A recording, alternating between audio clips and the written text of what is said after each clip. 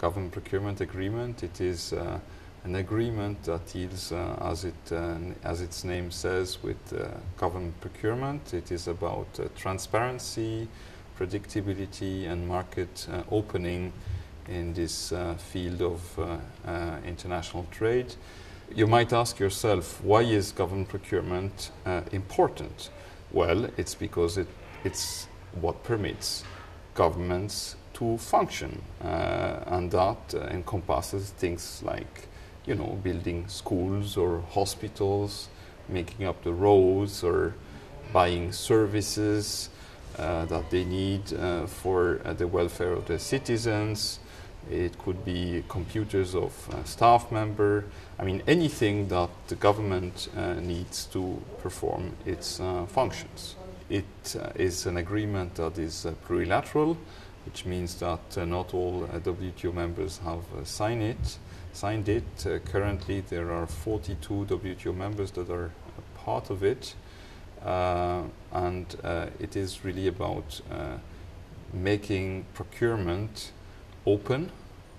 It is to create transparent processes in procurement, and this, of course, is very important because it is an economic activity that is representing about 15 to 20% of GDP in average in a given country. Being part of the GPA gives you really some sort of a governance stamp, if I can say so. You are, as a member, obliged to open up procurement. You're having to have transparent procedures, predictable procedures in procurement, and this, of course, is very good when it comes to promoting good governance. It also promotes better value for money, which is very good for the states as well as the citizens. Parties have before them the proposed decision that has been circulated along with various attachments, and I take it that the decision can be adopted. It is.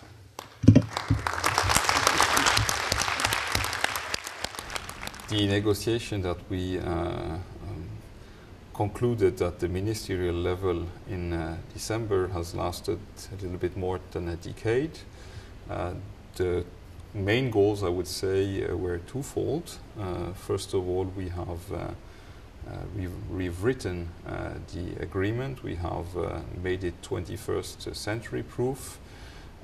We have made it more reader friendly, and we have made it more development friendly. There is now a section that deals with special and differential treatment, and that will be extremely useful when it comes to future accessions. So that's the first, I would say, pillar of the negotiations, and the second is the market access dimension.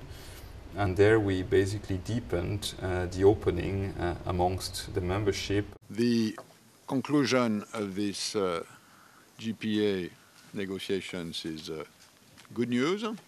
I think an extremely positive development for the parties to this agreement, for the organization, and for the world economy at large. Of course, numbers are always pretty tentative in this field, but the tune of the increased additional market access is probably around $100 billion a year, which, again, in current circumstances, is a welcome adjustment. It is so agreed. On 30th of March, we basically confirmed the decision that has been taken by the ministers. This has to do with the fact that we negotiated the December 15th, 2011 result up to basically the last minute before we agreed to it. So we had to foresee a period of 3.5 months to conclude that legal review. Conclusion of the Government Procurement Agreement this morning represents an important step in the liberalisation of trade through increasing market access for the parties to the agreement. In practical terms, it will yield between 80 and 100 billion US dollars a year in benefits through opening up government procurement. There are also a number of parties under accession process, such as China, Jordan and Ukraine, and we hope to see them join the government procurement very shortly and in due course enjoy the same benefits that the existing parties do. Economically, it's a deal which will increase the market access opportunities, and therefore it's important for an exporting country like Switzerland. And legally, it provides a new basis for modern challenges such as private-public partnerships, such as new regulations and more transparency in regulations, and therefore it's also a tool, an indirect tool, to fight corruption.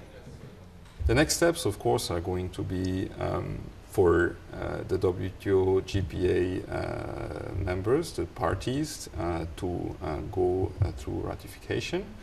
They will have to submit this to their parliaments and to their authorities, to the relevant authorities, and after that, of course, the revised GPA will get adopted through the usual legal systems.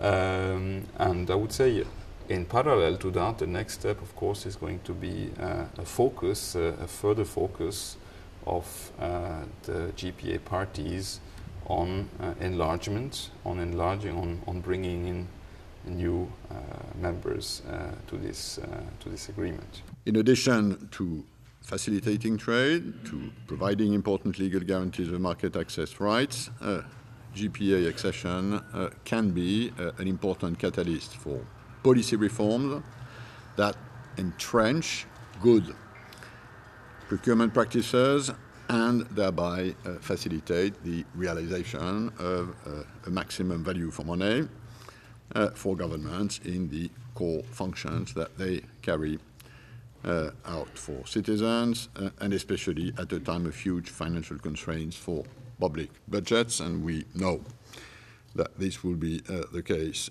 for the time to come.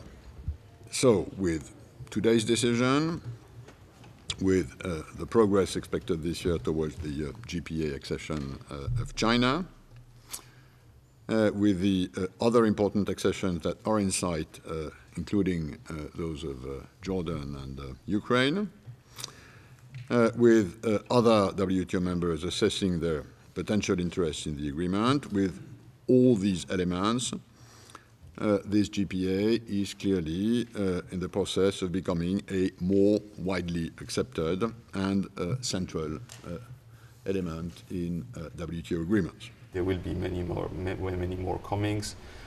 coming, because we did our homework. The membership of the GPA did its homework, and we have proved to the rest of the world that we are now ready to do business, to welcome them into the GPA.